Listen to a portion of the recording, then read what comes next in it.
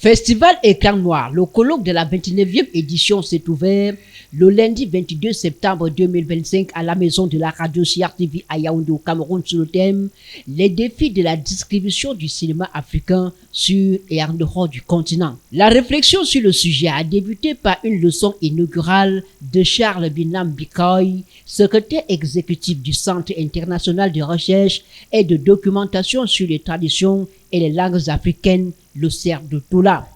Avec lui, l'on apprendra qu'il y a une floraison de films africains à l'heure actuelle. Seulement, ces films souffrent d'un problème de copie.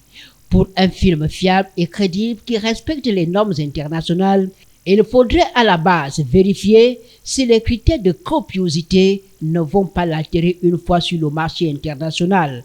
D'autres problèmes qui minent le film africain ont été également décelés par l'universitaire Calvin Boris Yadia.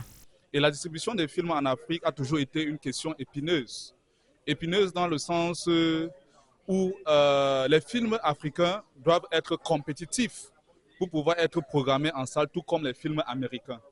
Et donc souvent on a tendance à penser que les salles de cinéma refusent délibérément de programmer les films africains ou camerounais, alors même que c'est parce que ces films-là ne sont pas parfois techniquement et artistiquement à la hauteur des films qui sont commercialement viables. À côté des problèmes de salles de projection, sous perfusion, de nationalisation et de la qualité des films produits, il y a une absence d'adhésion à la promotion des films camerounais au sein des communes.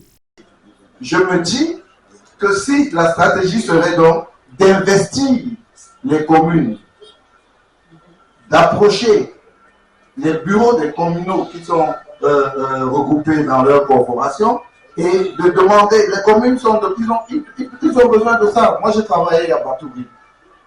Batouri c'est un fin fond reculé. Je suis arrivé à Kenzou. J'ai vu des films là-bas c'est-à-dire on réunit des gens dans des salles, on passe des films et puis l'entrée c'est parfois 2000 francs à une certaine heure, 1000 francs et tout, et c'est dans la commune.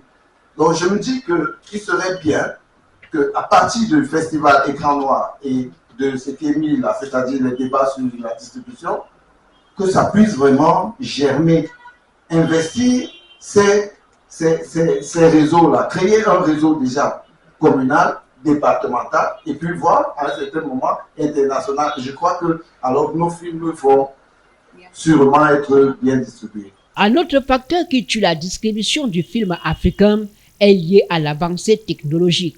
L'on est passé de l'analogie au numérique. Le public préfère donc regarder le film sur le téléphone portable ou sur l'écran de télévision à la maison. Basek Bakobio, qui représentait le ministre des Arts et de la Culture, est allé plus loin en perçant l'abcès. Alors je me suis rendu compte que même les Nigérians savent distinguer l'accent nigérien et l'accent camerounais. Donc c'est des problèmes réels de diffusion dont il faudra parler. Il ne faut pas seulement le doublage doit devenir extrêmement important. Et c'est pour cela que lorsque la coopération française m'a dit qu'est-ce qu'on fait pour l'ISCA, je leur ai dit donnez-nous une grosse structure de doublage.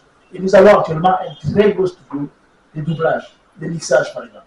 Et qui fait que, voilà, qui fait que le film anglophone camerounais qui sera fait, et je vois Émile Ibn qui est à côté, caméraman émérite du cinéma anglophone, on le doublera avec des comédiens nigérians peut-être. Et on enverra là-bas le film camerounais qui est fait, par exemple, à Bamenda Wabouya. Donc, on a un esprit quand même anglophone aussi, avec des accents que ceux-là comprendront facilement. Des esquisses de solutions au problème de la distribution du film africain ont été trouvées à la fin des discussions du jour par le secrétaire exécutif du CERF de Toula. Je suis persuadé qu'une nouvelle philosophie, un nouveau paradigme de lien, de production et de nouveaux modes d'association innovants sont indispensables pour les succès à venir de la distribution du cinéma africain au sein et au service des nouvelles économies industrielles puissantes en construction de la renaissance africaine. Les travaux se poursuivent et l'on espère que les solutions définitives seront trouvées pour mettre fin à l'errance du film africain à l'international.